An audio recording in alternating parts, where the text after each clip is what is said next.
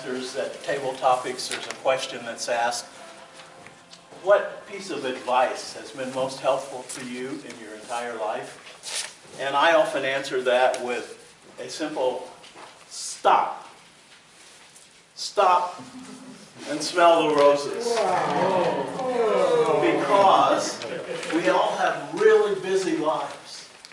Busy at work, busy with family, busy with Toastmasters. And it's great to take some time to step back, come to a workshop like this, where you're going to hear from the best of the best. You're going to hear from champions from District 27, District 29, District 36. They're going to share tips, techniques, and maybe even some secrets about how to win at International Speech and Evaluation. I'd like to recognize champs who are in the room who are not here on the panel. Starting right here with Wes Rocky, who's our sitting humorous speech champ. Let's give Wes that. Thank you for being here. Samuel Connor, who's a how many times, Sam? 3 times? International? Twice. Yes. Twice international and once? Evaluation twice. So please give Sam Connor a hand. We have a number of people in the audience who have almost made it. They've been on the big stage, and maybe they finished second or third, or didn't place, but they've been to the big stage. So what we would like to do in this Burgay workshop is give you those tips and techniques from people who went all the way to the top of the mountain. So I'm not going to spend any more time. I'm going to introduce another humorous speech champion from District 27 who is leading the panel. Edmond Joe. Please welcome our panel.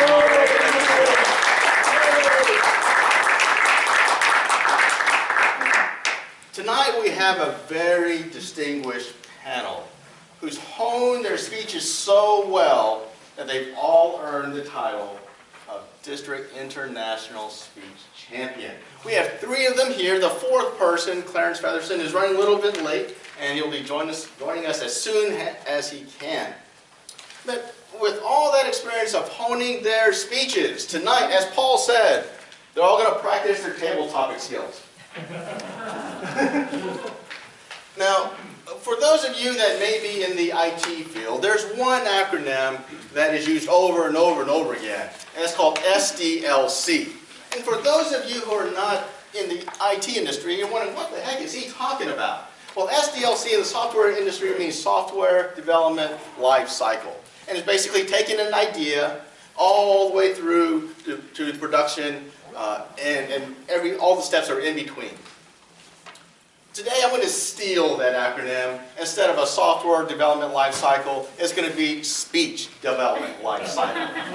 And my questions are going to be such that I'm going to take, I'll ask the questions of the panelists from the very beginning about why did they choose to participate in the club international speech contest, to how to come up with an idea, how did they come up with their idea for their winning speech, how did they come up with their content, how did they come up in practicing their delivery, so on and so forth. And so we're going to step through all that, and hopefully all that will be very helpful for you in the audience. Now, one of the things that for the audience, or for the panelists, they need to know who is out there in the audience. I'd like to see a show of hands if you want to become better speakers. Okay, so it's everybody.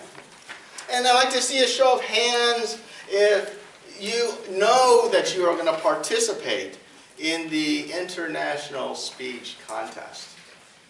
Okay, so you notice that? Raise your hand if you are on the fence. Maybe yes and maybe no. And those of you who are here to just get away from the cold and have some good pizza. Now, just the ground rules for tonight. This is going to be very informal, very interactive. This program is for you. And during the program, I'll be asking the panelists various questions. Feel free to ask questions at any time. But I do ask you to keep your questions short And I asked the panelists to keep their answers short because we do have a lot of material to cover. And what we're going to do is cover the material up until 7:45. Now at 7:45 for a 10-minute period, I'll open up for 10 minutes worth of just any questions that you have that you perhaps were a little too shy to ask during the first 50 minutes worth of the program. And then at 8:05, we're going to then transfer to the evaluation contest. We'll have Clarence Featherston provide a bit of a workshop on the evaluation contest. And we'll have questions right after that. Any questions so far? Yes? Yes, I'd like a brochure and I don't see them. Okay. Program. I knew somebody would come through. All right, thank you very much. Okay. Well, let me introduce the panelists. On to my far right is the 2014 District 29 International Speech Champion, Tara Emory.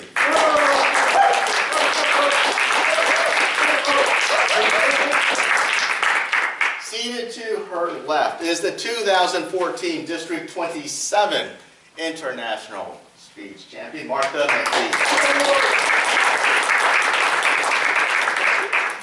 And to her left is the 2015 District 29 International Speech Champion, Sabine Kvenberg. Hello.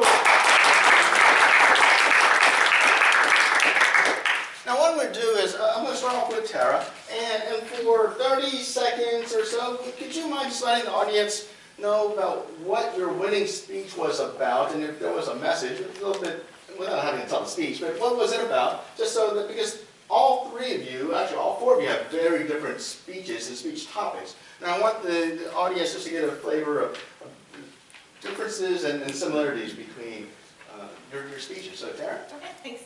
My speech was about how I desperately wanted to travel and see the world and have really amazing experiences, and that's very expensive. So after a lot of time saving up, I invested my money and I went to India and I traveled around, and I was on a mountaintop and I was having wonderful adventures that involved seeing the sunrise and visiting a memorial and learning to cook and doing all kinds of fun things. And as I did those things, I encountered a monk named Tashi. And Tashi is a real person that I met in my travels. And as I told Tashi about my adventures, he would always just say, well, you know, can't you do that at home? Can't you watch the sunrise at home? Can't you ride a bike around at home? And can't you see memorials at home? And throughout, of course, that I live near Washington, D.C., which got a nice laugh. And so I left there and realized that while I'd had a wonderful adventure at home, I watched the sunrise and I rode my bike and I visited memorials and I observed all the tourists all around me doing the same thing.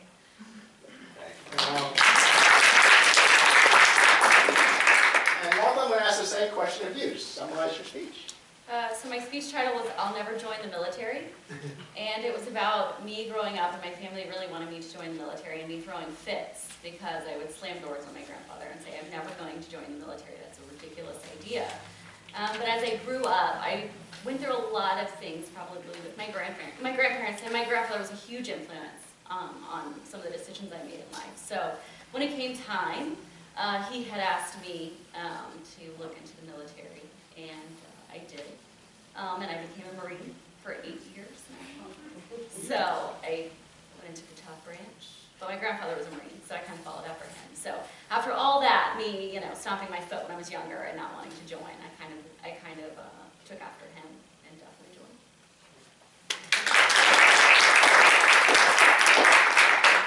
Sabine, the same question. Yes. My talk title was Corner of the Sky, and my passion is, and my belief is, that you are to do what you're passionate about and use your gifts and talents to serve others in the process. And I was very passionate about theater, musical theater, and Corner of the Sky is a title.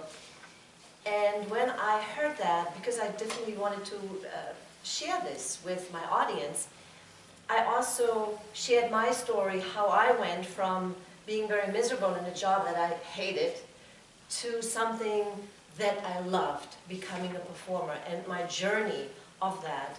And corner of the sky is really finding your corner of the sky, what you love to do, serving others in the process. Wow.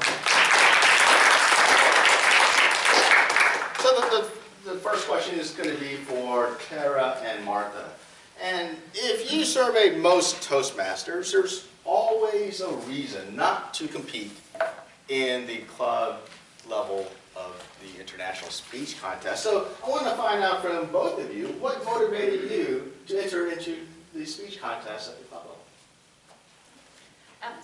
I competed in high school. I competed a little bit in college, just kind of in the speech and debate realm. I always really enjoyed it. I was kind of a junkie. I still get nervous. I still get butterflies. I still want to run from the stage.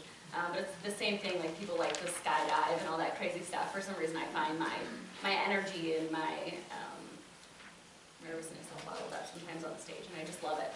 So for me, I kind of found, I remember Googling online, is there any speech contests when you get out of college? Is there anywhere else that I can do this? And Toastmasters was one of the first things that popped up. So I was into it, and that's why I just love competing. So. I understand that the folks at the back of the room were not able to hear real well, so perhaps if you care to stand up. I can speak loudly. Okay, well, okay. Okay, and... I like a challenge, and I had heard that contests are a great route to improve quickly in Toastmasters. I was a pretty new Toastmaster when I competed, and I had heard that this was just a great way to work your way through. It's a very different experience than just working your way through a manual where you do a speech and you're on to the next thing, because you get the experience of trying to give the same speech multiple times and improve on it. And I don't think it really occurred to me to say no. I joined right before the fall contest, and I had been asked if I would jump into the humorous speech that fall, and then the day of, they said, we need more table topics people, will you do that one too? And I ended up competing my way through those, and I really enjoyed the experience. So by the time the spring came, I was ready to go. Our next question goes to Sabina and Martha. And as you saw from the number of hands, there's a number of people that are either on the fence or just aren't going to compete. And what advice would you have for them to convince them, or to have that gentle nudge to say, go ahead and try it? All right. Well, I'm going to stand up so you can see me better. I'm not in labor, so I'm fine. Well, first of all, the question is, why don't we enter into a contest? And most likely because of two things: doubt and fear. And the fear of maybe not placing, or maybe not being good enough, and maybe the fear of winning. What if I win? Then I have to go in front of a bigger audience, So here's some good news. Everybody who's entering is already a winner. And my encouragement to you is, even if there is a little bit fear involved, and as we heard, we all have the butterflies when we go on stage, and that is a good thing. But I truly believe we only can grow if we step into that fear, into this little bit of uncomfortable feeling that we might have. So my advice, or the nudging that I might want to give you who are on the fence, go, just do it, as Nike said. So probably the response I hear the most if I ask people if they're going to compete is, I'm not going to win anyways. And I've lost more than I've ever won, so I completely understand if you think you're going to lose. But the funny thing is, I've heard a lot of people also come out the end of it going, I didn't think I would win. So I think of more people going with the winning attitude, but it's not all about winning. So I wouldn't have met Tara, Edmond. There's so many people in this room that I know from doing competitions alone. So even if you don't think you'll win, you know you'll lose, you'll meet some pretty interesting people. So highly recommend it. Thank you very much. Our next question goes to Tara and Sabina. Now, you told us about your winning speech, and out of all the possible topics that you could choose from, how did you pick the one that you picked? Because lots of times, the answers from most people is, I don't know what to talk about. How did you come up with your idea? So one piece of advice that I had been given is to think about what experiences you've had or what message you would want to pass down to other people if it just had to be one. And thinking through my life experiences, I haven't had a ton of epiphanies, but the thing that I spoke about was something that was very personal to me. It hadn't happened all at once, quite the way it did in the speech, but certainly something I had come to truly feel in my heart and believe after a lot of adventures, traveling to a lot of places. And it was something that I felt I could pull all of those experiences together in one story that was a true personal story. I just had to figure out how to get it into one story instead of the 12 where it probably originated and different pieces of inspiration came from. But that was something I really felt in my heart and that I wanted to share, and also had a lot of color and things around it that would make it interesting and hopefully make people want to hear it. So that was how I picked mine. Mhm. And basically the same is what Tara shared. You've got to be passionate about what you're talking about. And if you can put it into an interesting story, and you might have heard the phrase, stories sell. In Toastmasters it's the same. Audience is engaged when you tell stories. It can be your own story, or it can be somebody else's story.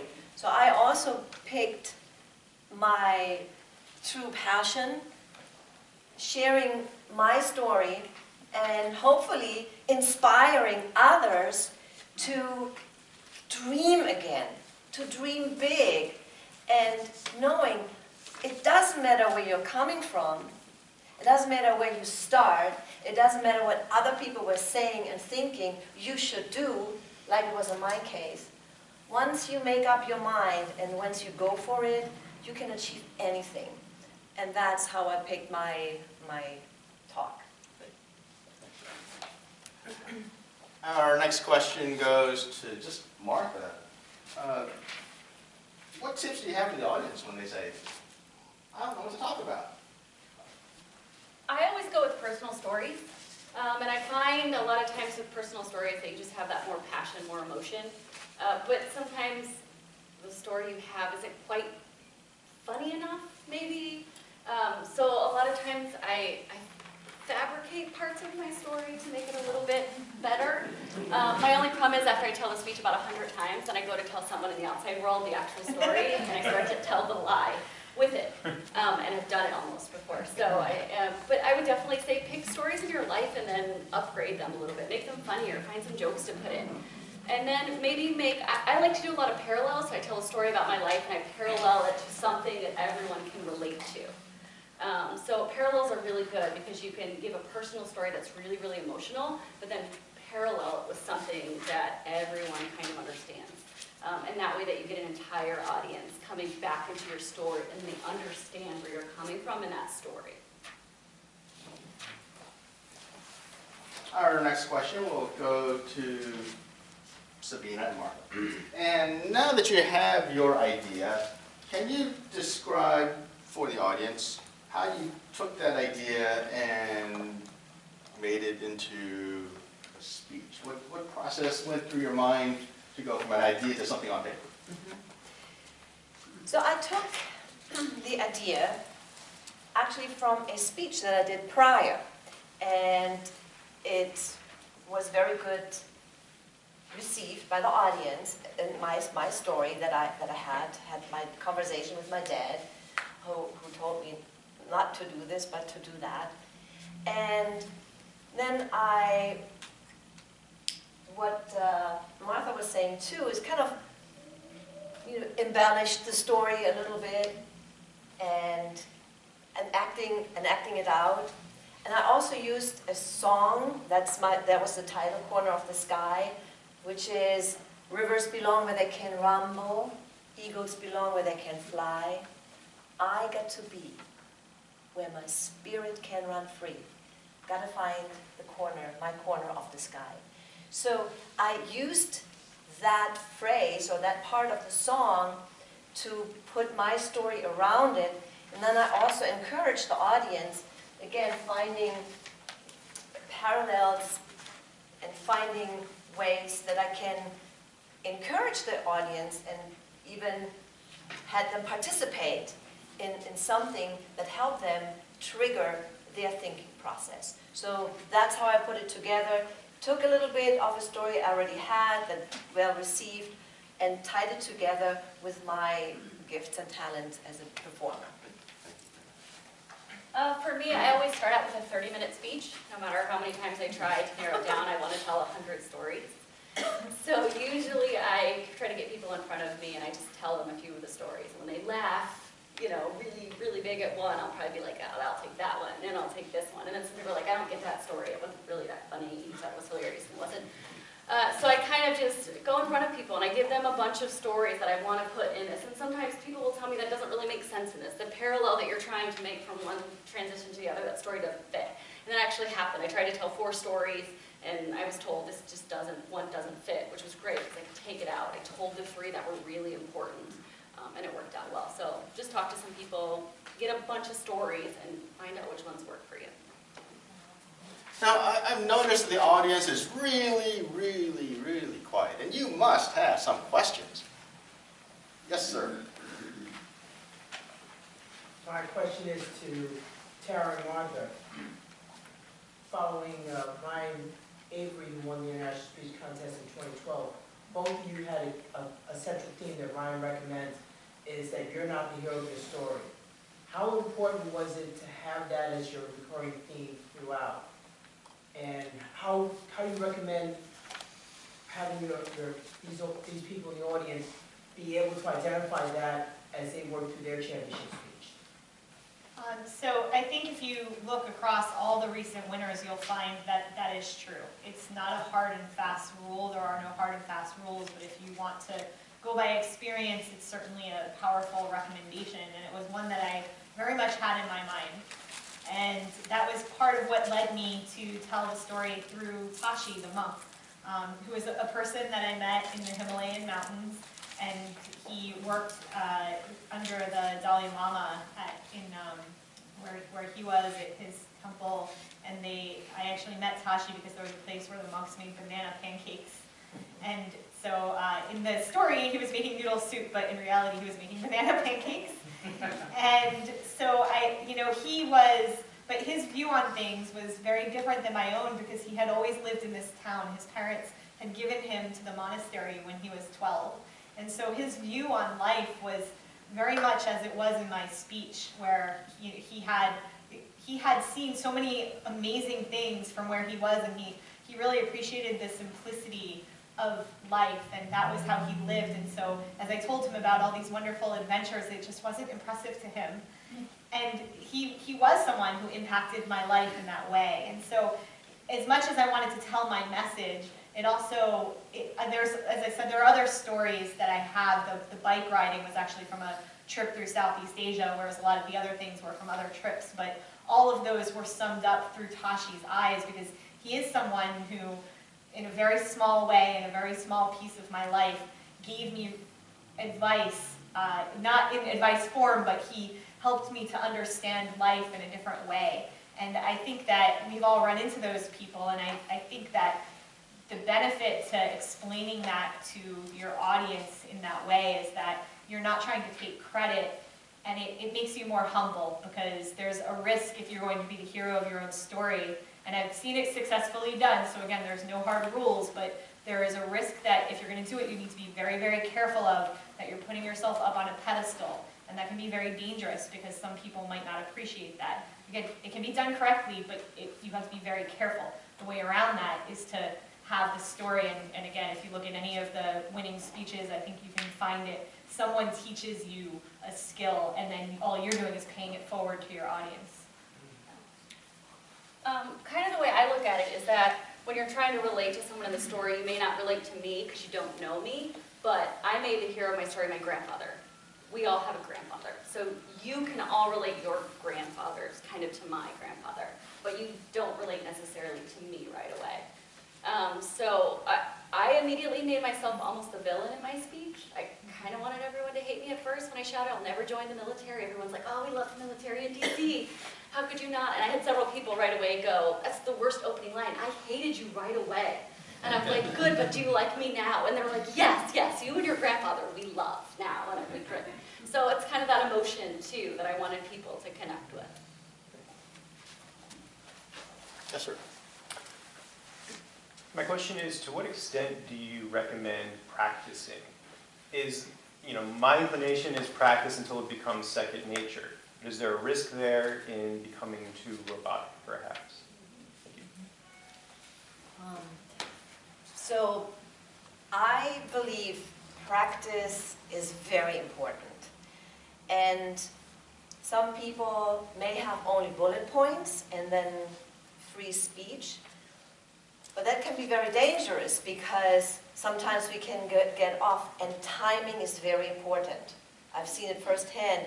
My husband was disqualified because he went overtime at the semifinals one time. So with that said, once you write your speech, then you know this is the time. And then you practice it. And as you practice your speech and as you memorize it, it becomes more your own. And that's why it's important to practice in front of an audience, not just in your own room, because that could be then repetition and it can be very monotone. But if you have the opportunity to practice in front of different audiences, then you can also kind of see their reaction, and maybe you say something just a little bit different, but that worked very well. And so this is how you can make it your own without having it sound like memory. And one more thing I wanted to say to it, because coming from being an actress, I have to memorize lines all the time, or used to at least. And the tricky part is if you are not so well trained yet, it could be robotic or not authentic. So what you want to do in this case is really kind of feel, how would you say that if you are just sitting in front of your significant other or your parent or your friends? How would you say that? Be more natural. So that's kind of a little bit of a trick that you can use there. And there are a couple more. Okay. We'll just take one more question, then we'll continue with the line of questioning. So, yes, ma'am. I'm curious to know, you guys already have into the semi-final. Have you already prepared the final speech that if you won? Because I heard some of the winners, they can't come up the last one. And I witnessed that in 2014. So I'd like to know if you have already prepared that big moment. I had it half prepared. I hadn't got to give it really in front of anyone. I kind of gave it to the coach that was helping me a little bit. He was kind of like, we'll work on this. Hopefully we'll get there, we'll work on this. But he was more concerned with what I was working on at the time. He's like, once we get you there, we've got time, we'll narrow it down, we'll work on it. But I highly recommend going with a well-prepared speech, because and I don't know, the year that we went, you could definitely tell who had one prepared and who had a semi-half prepared one. And you know exactly what I'm talking about. So I would definitely say be prepared. You'll be less nervous, you'll be more structured, and just better prepared all around. Martha, you're not being fair to yourself, because you had written a speech for the finals and then you decided to abandon it and do a different one if you made it. So she actually prepared two, but because she was far enough along that she felt comfortable doing that.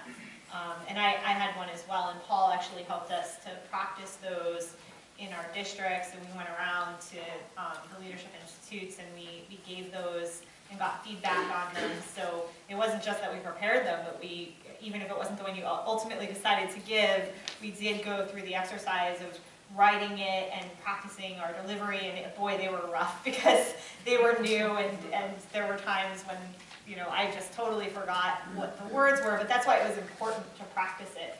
And I at least felt like if I had been blessed enough to get to that big stage, I was okay. And I think that's why you're referring to one of the contestants did not have a speech, and he got up and he just apologized for not having one.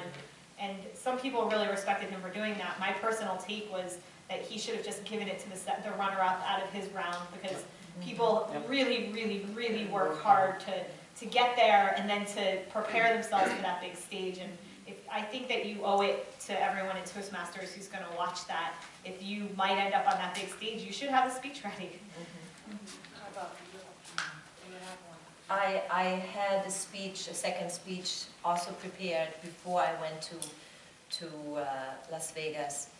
And same here, it was much rougher than your main, but I had one.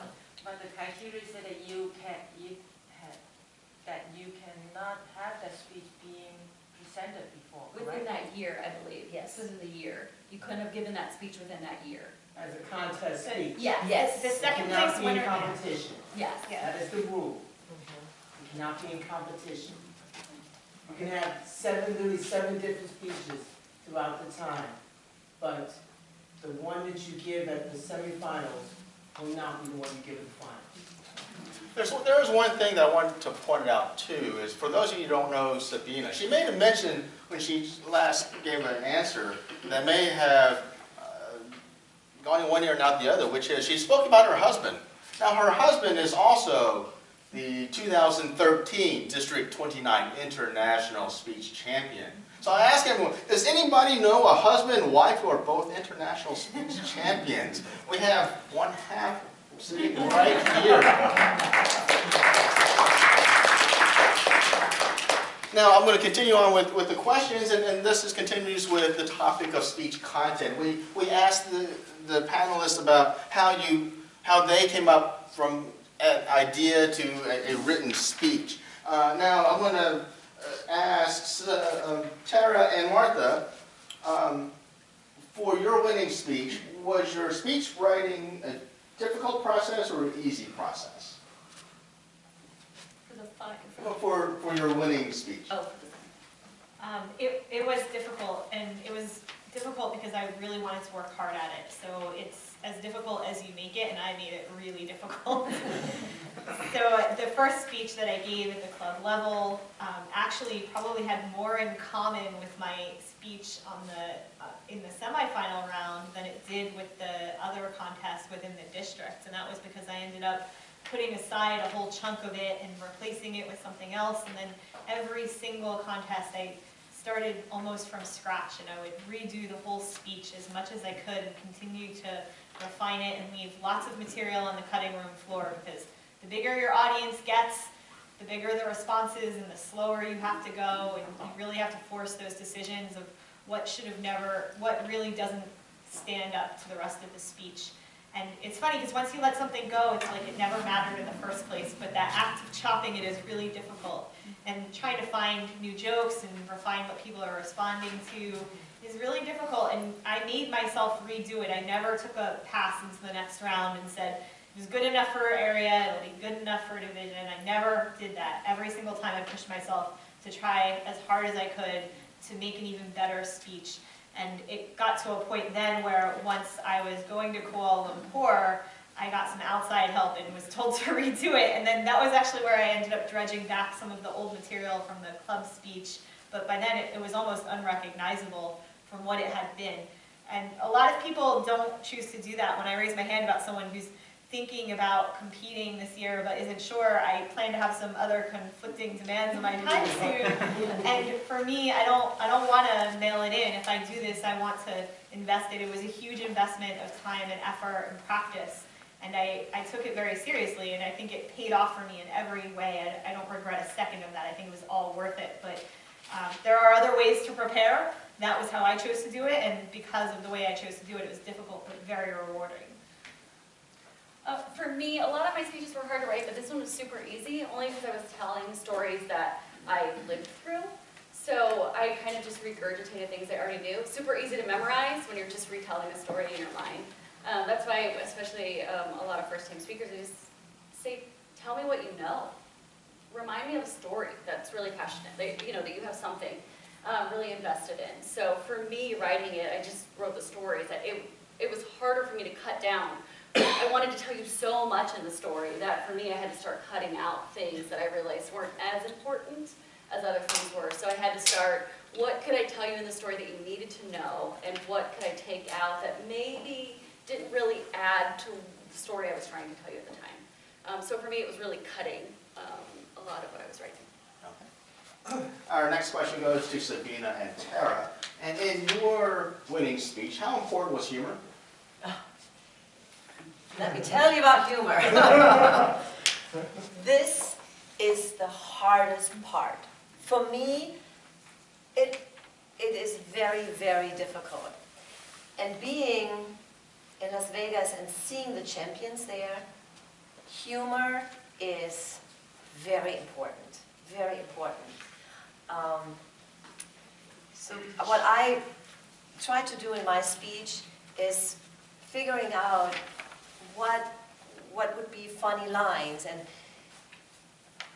what I would recommend to everybody, and I'm doing it too because I always want to improve, is just getting books about writing humorous speeches. If you haven't gotten the Toastmasters manual, Advanced Toastmasters manual about humorously speaking, get that one.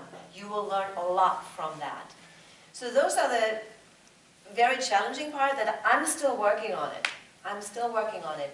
One tip, and I started that, is get yourself a little journal that you have with you all the time. When you observe or something happened to you and it's funny, humorous, people were laughing, write it down. If you don't, you think about it, oh yeah, that was very funny. And then you sit at home and write, oh, what was funny in my life? And you're drawing a blank. Then if you have that journal, you can always go back. But humor is very important. I agree, and I will add in that I also don't think that I am particularly funny, so I find that pretty challenging. And you're told there are all these rules in contest speeches, and that they can't be violated. You must be funny. You must have a certain number of jokes per minute. You must meet certain criteria. Before I get into how I have tried to handle the dilemma for me of humor, I will say that someone in my semifinal had an amazing speech. I was on the edge of my seat because I was about to speak, so I was very nervous, and she still almost basically made me cry with her speech because it was very, very moving and amazing, and she didn't have humor, and I thought, boy, that's a shame. Some judge is going to take that all out on her, and she placed. So there is no rule. She didn't use humor, she used other techniques and had a very, very successful speech. So I've seen people take risks that I didn't know were takeable risks. One of the people who, actually the guy who won, not the guy who won, the guy who got second in my semifinal round, the guy who won the whole thing. So the guy who got second, he actually didn't do my fellow Toastmasters, he didn't do that introduction, and we thought he was insane, but he did fine with that. So you never know, but you certainly risk a judge who thinks these things are set in stone if you are judged by someone who thinks that. So I think humor is very important. Obviously, your audience appreciates it, so to the extent you can manage to get humor in, you can. I struggle with this. I got advice from some very funny people around on trying to improve my speech and make it funnier. A lot of practice will give you an idea of what people think is funny, and people will come over and give you their own ideas, so it's certainly a reason to go around and practice your speech in other clubs and places where you can. And then one thing that was new to me, because I'm not a student of comedy, is the idea of riffing, where if you have a joke and it's funny, squeeze 2 more jokes out of the same thing. So you tell your joke, you get your laugh, you pause, and then add a few more words that make the audience laugh again, and then add a few more words that make the audience laugh again. And that is an easy way to build in a whole bunch of laughs and keep the audience smiling. And it's hard, but for me at least there's a starting place, because if I already have a joke, maybe I can build on that joke instead of having to come up with a new joke. So that's one technique that I learned through this process that I found very helpful. We have one question from the I'm new to Toastmasters, so this may be a little newbie question. I've loved these speeches of Martin Luther King, I Have a Dream. John F. Kennedy, ask not what you can do, ask what you can do for the country. Those are not funny, very inspirational. They moved mountains, moved whole people, the country to become great. So I found it very interesting that nowadays the trend I've seen so far, Mohammed Khatani and everybody else, has to be funny to make a point. Everybody likes to be funny and everybody pushes you to be funny. Why is that so? Why can't we, George Henderson was not funny enough, he made everybody cry. That's beautiful speech. So why is it that generally overall, funny is being pushed as the method to push the tough, inspirational pill down your throat? Why can't we be who we are and still win a contest? Well, if I believe you can, as Tara said, there's a possibility. If you are just genuine and if you're you, there is no right or wrong. If you have a powerful speech, like the dream speech or whatnot, that really touch people's heart, you can win. If you use humor, especially at the beginning, because people don't know you, and that's a very important thing to remember. You see, John F. Kennedy or Martin Luther King, people already knew who they were. You are a totally new person. They don't know you, they have no connection. And if you can win them over by just giving them a relief, and the relief is laughter. Laughter is the universal language. And if you're in an international speech contest, you are really with international people that from all over the world. So if you find a common ground, and humor is a common ground, that will help and assist you. But as Tara said, there's no right or wrong. But I've seen by and large it's 80% the push towards humor, 20% non-humor. That's what I've seen so far. It's kind of interesting for me. It is. And then maybe one other thing, if you try to put something different in your speech or maybe go in a different route, you always have the risk that it doesn't sit well. And here's one thing, and I know it from competition, dance competition, from my line of work. At the end, it is the opinion of a few people that are sitting in the audience, period. And everybody who's on the stage, if you are coming up to this level, they're all awesome. And they're very, very small differentiation when it comes to that point. And that's also one thing we have to understand. Sometimes I beat myself up, well, I'm not good enough. All those voices that we have, that's why we don't want to enter. But actually we all are. We all are good. You all are good where you are sitting. But it is just a matter of being comfortable with that situation, that maybe people voting a different way. So, Any other question? No, actually I wanted to add on to what they were saying. The reason humor works in the contest, and this is something suggested years ago by a gentleman who was a White House speechwriter, is that the speeches you talk about, I Have a Dream speech and Kennedy's inaugural, there's an inherent chemistry in the air. There's something there that pre-exists. So they can run from there. When Martin Luther King speaks at the Lincoln Memorial, the audience is looking for something. There is an expectation in the air. Speech contest is essentially a sterile environment. There is no inherent thing there. You have to create that thing. So if you choose to do it by using humor or by not using humor, that's what you have to do. And you also have the challenge, especially in a speech contest, if you come up behind someone, and this is a tactical matter, you can come up behind someone who's been great and the room is warmed up and everyone's fired up and they're listening and you're in great shape. But if you come behind someone who's told a very quiet story and the room's dulled down, well then you're back to that sterile atmosphere and you've got to liven up the group somehow and bring them into your speech. And humor is the easiest way to do that. And that's why the humor is important for a speech contest, because of that naturally sterile atmosphere you have going into it. There's no inherent emotion or feeling that's there. So, yes. Yes, based on the comment that he just made, the gentleman here, is it good to maybe prepare 2 speeches depending on the type of person you come behind and what atmosphere that is?